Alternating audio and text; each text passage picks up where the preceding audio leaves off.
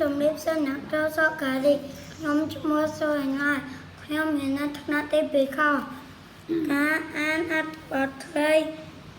ចៅឃ្លោក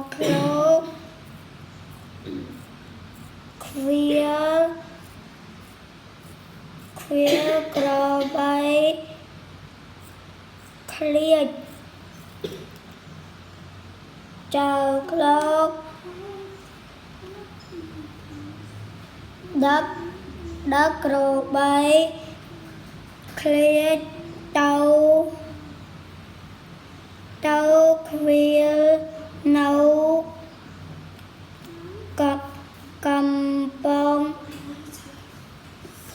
កំពង់ឃ្លាំង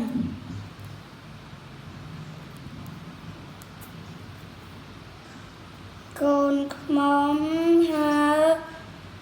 ររាក្បែរដើមក្រូចខ្វិចកូនខ្មុំគិតថាក្របីឃ្លាចចង់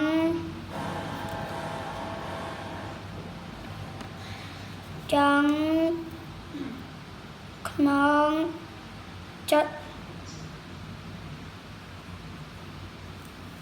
យកក្នុងចង់ជុលសម្បុកវាកូនខ្មុំហើពីដើមក្រ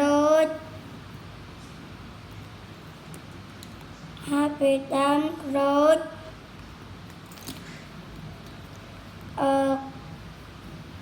ខ្វិច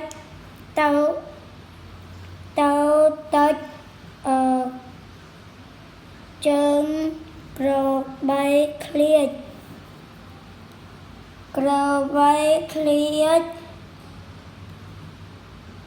សើបខ្ញើង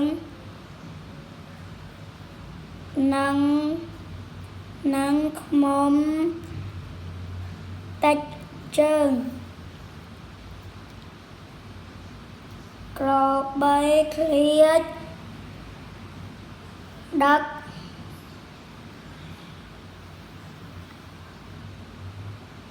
ឃ្វាច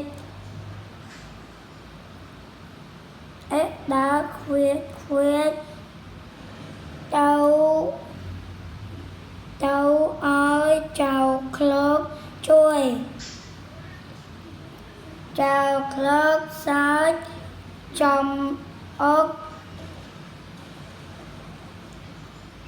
ក្របីឃ្លាច